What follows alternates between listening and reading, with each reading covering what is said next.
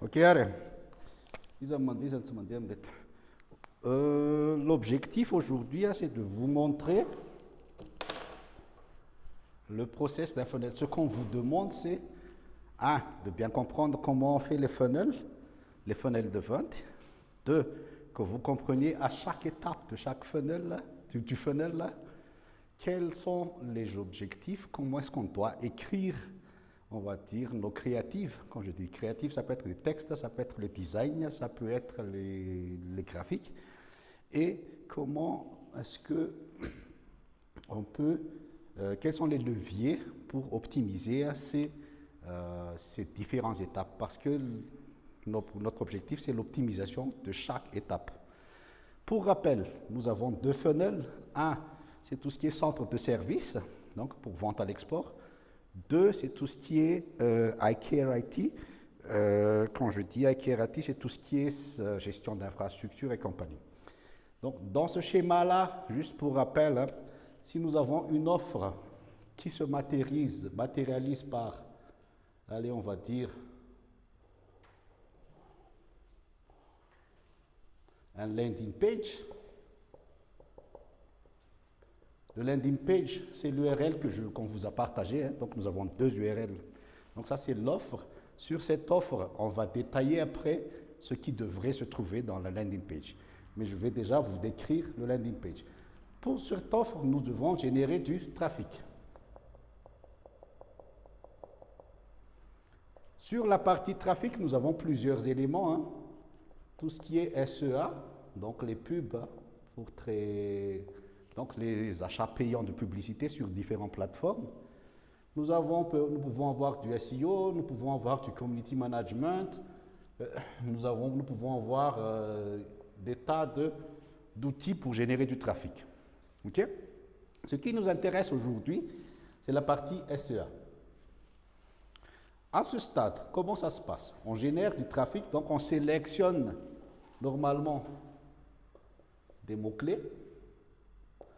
On va se focaliser uniquement sur Google Search pour le moment, en partant du principe que les mots-clés que nous aurons sélectionnés sur Google Search sont des mots-clés qu'utilisent les clients potentiels pour chercher des prestataires pour les travaux d'informatique où on peut apporter des solutions. OK? Donc, on va utiliser ces mots-clés. Je vais revenir là-dessus, mais déjà, dans un premier temps, je vais vous expliquer comment ça fonctionne le funnel. Donc, supposons par exemple que ici, nous avons, comme je disais à un certain moment, nous avons 10 000. Non, je vais d'abord changer ça. Supposons que sur un mot-clé, nous avons, allez, on va dire, 50 000 recherches par mois. Ça, on peut le voir sur les outils de Google. Si on a 50 000 recherches par mois et qu'on dit qu'on a assez bien travaillé, sur les 50 000 recherches par mois, supposons que 10 000 ont cliqué sur notre publicité pour arriver sur le landing page. Je récapitule simplement le process du funnel. Donc là, on descend à 10 000 clics sur le landing page. Sur le landing page, nous avons plusieurs CTA, Call to Action. Ce sont en général des boutons. Donc sur les landing pages que vous avez des trucs du genre recevoir mon devis, prendre un rendez-vous ou obtenir un CV. Des trucs de ce genre. Ces call to action doivent être assez parlants et assez incitatifs, ça se dit ça, pour que la personne clique sur le call to action. Si on arrive sur le call to action, après, nous allons en voir une deuxième page qui est prise de rendez-vous. Ça, c'est la page de prise de rendez-vous. Supposons que sur les 10 000 Donc nous avons, allez, au hasard, 1000 qui arrivent, allez, on va dire 5000 qui arrivent sur la page de prise de rendez-vous. Après, les personnes qui confirment le rendez-vous.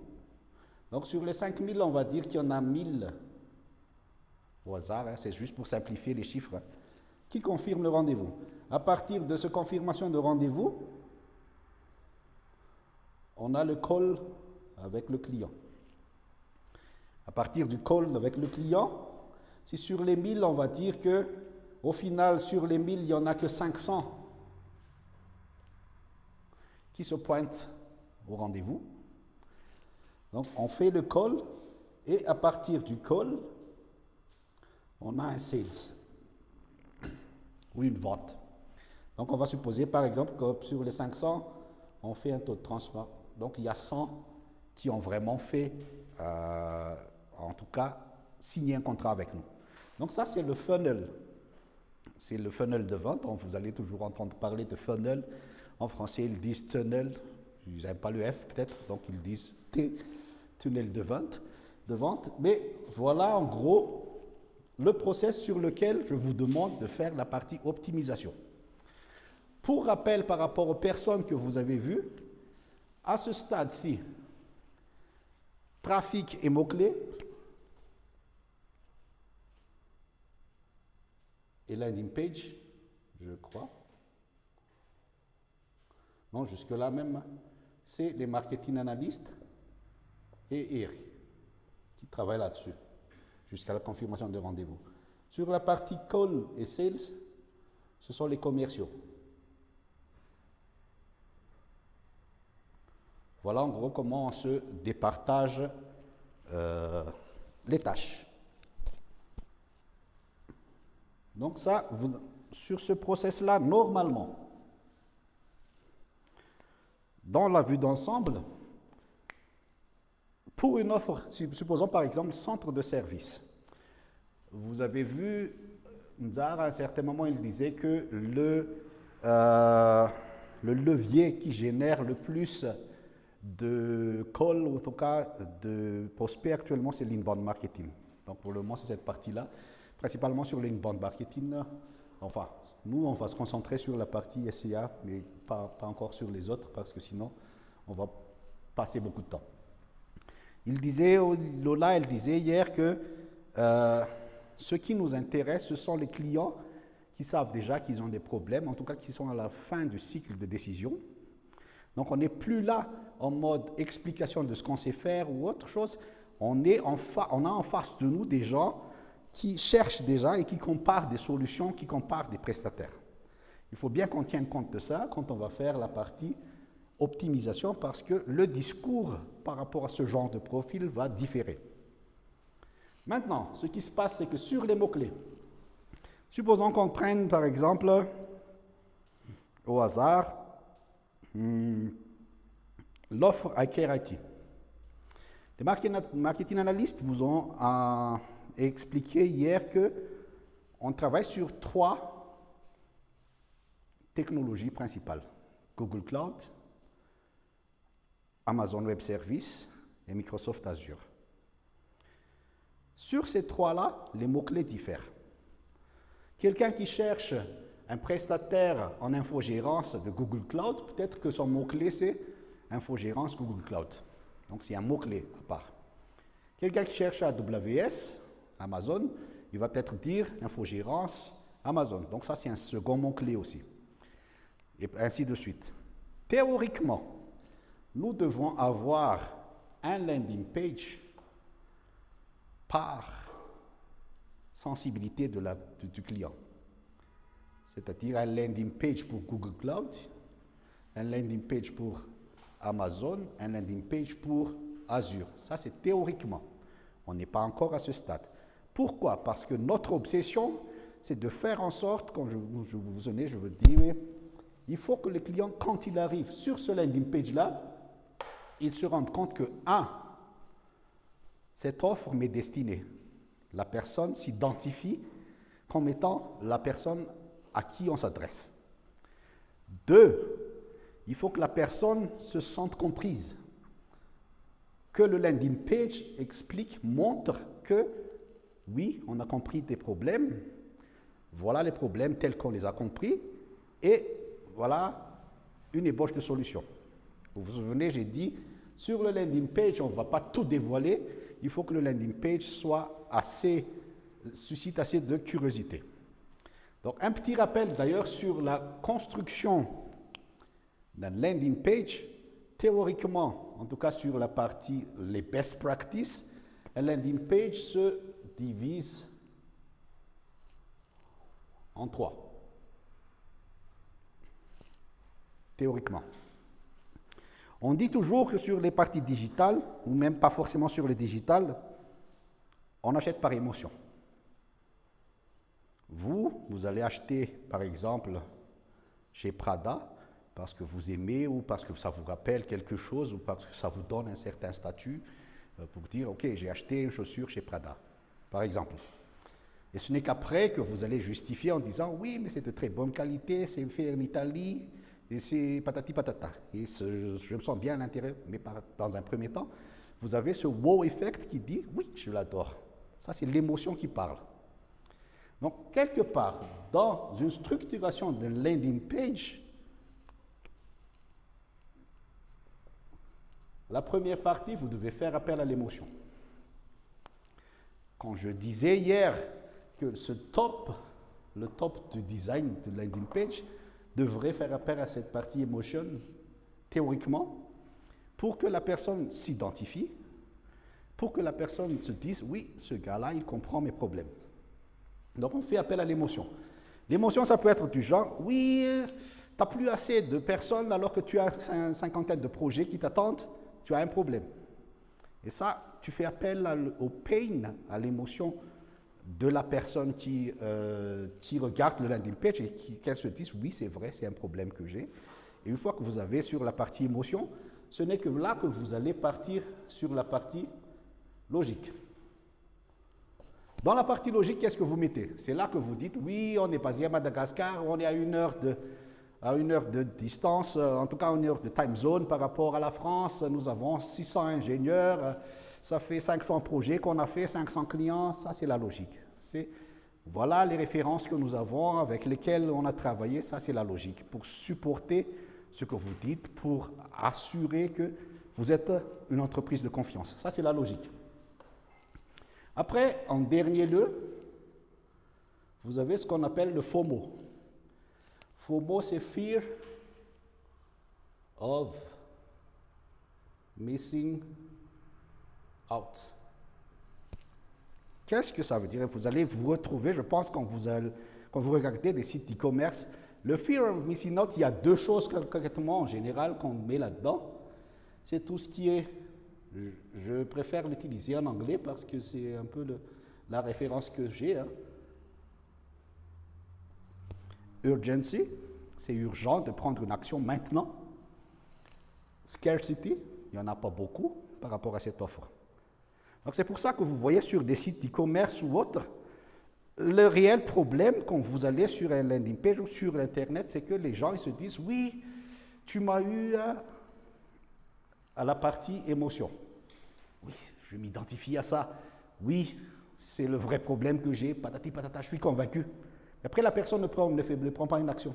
Parce qu'après, elle se dit, oui, mais j'ai pas l'argent, je ne suis pas encore prêt, je suis patati, je me trouve des excuses. Et c'est là que joue le FOMO, le Fear of Missing Out, en disant, bah, dépêchez-vous, cette offre n'est valable que pendant 24 heures. Urgency. Ou dépêchez-vous parce qu'il n'y a que 10 places de disponibles. Scarcity. Et ça fonctionne sur la plupart des sites e-commerce. Vous allez avoir ce genre de mécanisme. Il y en a même qui sont sadiques parce qu'ils savent que vous êtes déjà revenu. Et si vous revenez sur la page, ils disent il n'y a plus qu'une place de disponible. Mais c'est faisable. Parce qu'on peut tracer, une fois que vous arrivez, juste une petite culture générale, quand vous arrivez sur un landing page, on a ce qu'on appelle les pixels de tracking. Donc, Google en a, Facebook en a, LinkedIn en a, Amazon en a. Ça veut dire qu'une fois que, par exemple, on a sur ce pub-là, on vous envoie, vous avez cliqué sur un pub, par exemple, hein, sur Google ou n'importe quoi, vous arrivez sur le landing page, sur ce landing page-là, moi, j'ai le moyen, justement à travers le pixel, de savoir maintenant où tu es. Donc, même si vous allez en dehors de ce pixel, en dehors de ce site-là, maintenant vous allez sur Facebook ou sur le site de Newsmata, je peux vous rappeler, hé, tu as oublié d'acheter tes escarpins.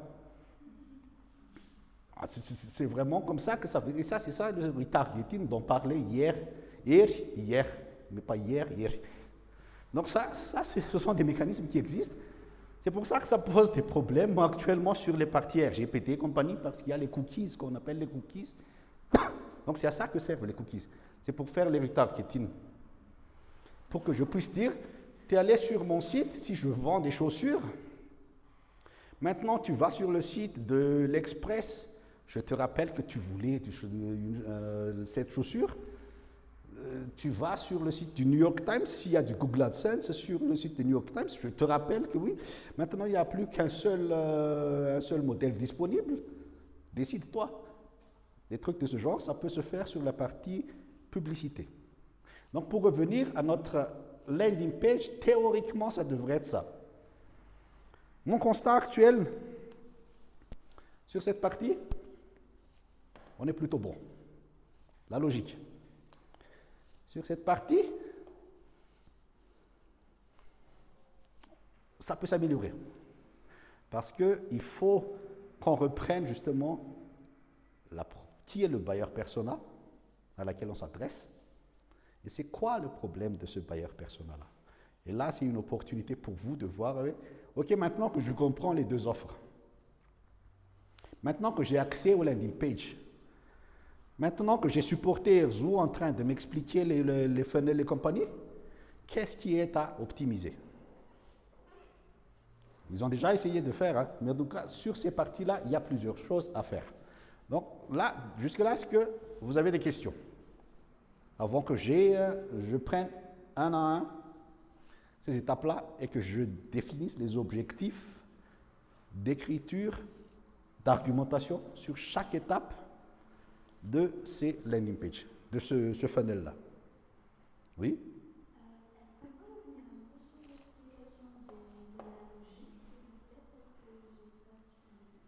Alors, j'ai dit ce landing page-là, c'est-à-dire l'URL qu'on vous a partagé, les deux URL qu'on vous a partagé. Le best practice, c'est que ça devrait être décomposé en 3.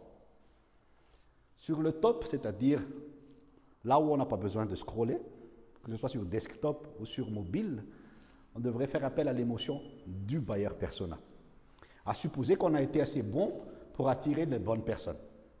Parce que sinon, si ce n'est pas la bonne personne, ben elle va partir. Donc ça va constituer les 40 000 personnes qui vont partir, quelque part, en tout cas. Donc, ce que je conseille, mais ce n'est pas moi qui le conseille, en fait, c'est le best practice même dans le design d'un landing page, c'est de faire appel à l'émotion. Pour faire appel à l'émotion, il faut comprendre ton client, ton prospect. Il faut comprendre quel est le problème de ce prospect-là. Soit tu dis, je vais jouer sur les pain points, soit tu dis, je vais jouer sur les gain points. Qu'est-ce que tu gagnes en travaillant là-dessus? En général, si en agitant sur les pain points, considère quoi? Toi, tu as un problème, je peux résoudre la solution, je peux résoudre le problème. Et justement, un des soucis aussi, c'est que sur ce landing page-là, c'est quoi notre objectif? Il faut toujours qu'on se rappelle quel est notre objectif. Notre objectif est d'avoir ce rendez-vous avec les commerciaux. Ça veut dire que dans toutes les étapes ici, à commencer par ici jusqu'ici, on ne devrait pas tout dévoiler. Mais je vais aller dans les objectifs d'ailleurs, mais on devrait donner assez d'informations pour que la personne se dise « je veux en savoir plus ». Et le seul moyen d'en savoir plus, c'est un rendez-vous avec les commerciaux.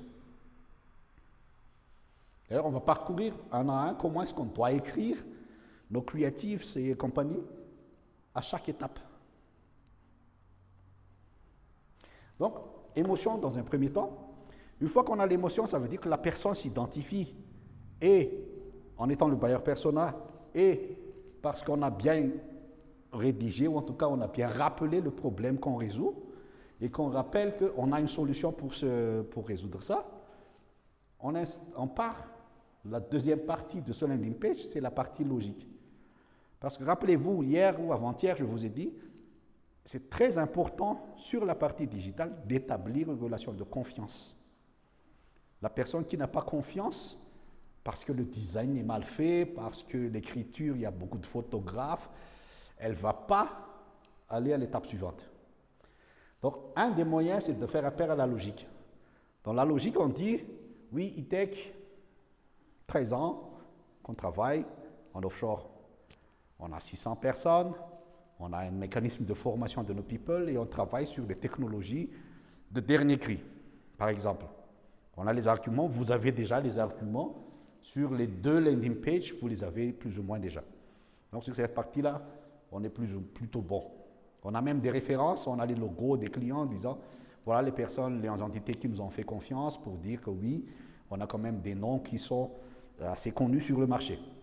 Donc c'est ça la partie logique. En général, il y a des gens qui disent, à chaque étape, ils font les call to action. Le call to action à ce stade-là, c'est de dire, prenez rendez-vous, demandez un devis, appelez-nous, bref, comme vous voulez, mais il y a toujours un call to action à chaque fois parce que vous ne savez pas quel est le profil type du client qui arrive. Il y en a qui réagissent tout de suite à l'émotion. Il y en a qui ont besoin d'être poussés un peu plus fort parce qu'ils sont très cartésiens, ils sont très logiques, donc eux, ils ne réagissent qu'à cette étape-là, sur la partie logique des choses. Peut-être qu'ici, ça ne leur parle même pas, peut-être qu'on aura juste réussi à dire, oui, c'est à toi que je parle.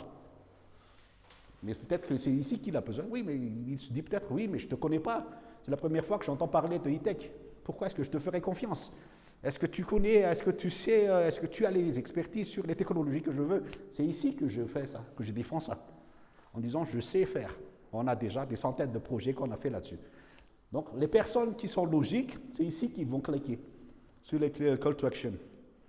Les hésitants, ce n'est qu'à la fin qu'ils vont se décider, ah, je vais peut-être rater quelque chose. Parce qu'il n'y a plus que les 10% de réduction sur le prochain devis, ben c'est peut-être plus pour moi si je ne décide que demain. Ça, on ne le fait pas. On ne le fait pas pour le moment. Parce qu'au niveau stratégie commerciale, on ne sait pas encore exactement qu'est-ce qu'on va mettre en avant. Donc ça peut déjà être une recommandation de dire, il y a peut-être un lieu de faire des promotions en disant 5% sur votre prochaine commande si vous agissez dans les 30 minutes qui suivent. FOMO, Fear of Missing Out. Urgency, Scarcity. Il faut pousser la personne qui arrive sur la page à prendre une action. Et l'action, il n'y a qu'une seule action. Prendre rendez-vous. Ce n'est pas la peine de mettre d'autres liens sur un landing page parce que ça va juste les envoyer ailleurs. La seule action qui peut être faite sur le landing page, c'est soit cliquer sur le call to action, soit sortir. Vous ne donnez pas d'autres options. Donc voilà à peu près comment ça fonctionne sur la partie landing page. Après, on arrive sur le funnel. Là, c'est assez classique. Je ne sais pas si vous avez besoin d'autres précisions avant que je ne dise parce qu'on va aller dans le gros du boulot. Oui?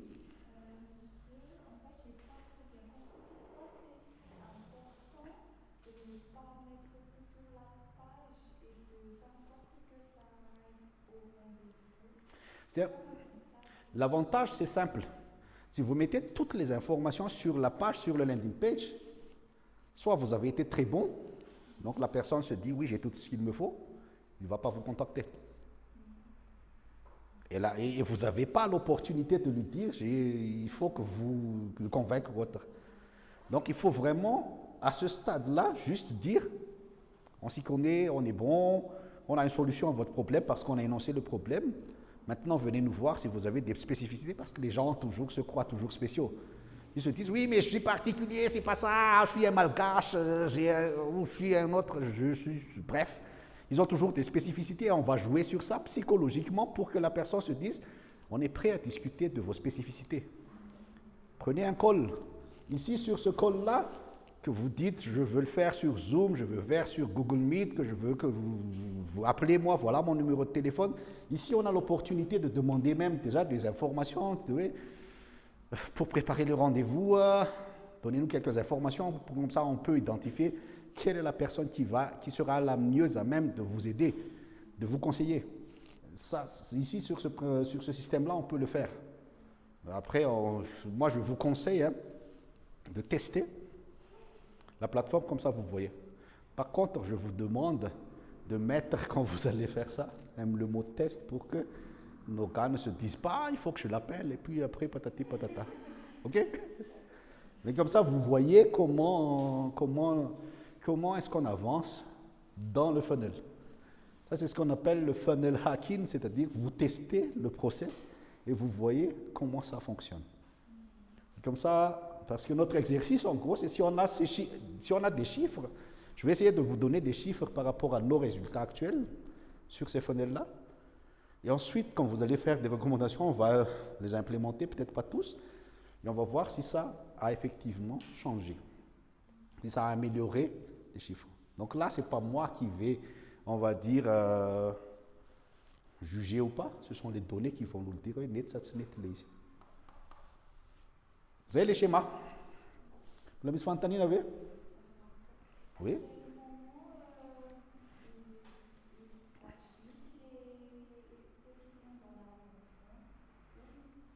La vente, ce sont les commerciaux. Et toi, tu as un commerciaux. Refa manomboka, le teneniny zareo hoe lead. Zany hoe efa niteny le olona, vita l'école dia efa nanomboka niteniteny le olona hoe zao ny besoin-ko.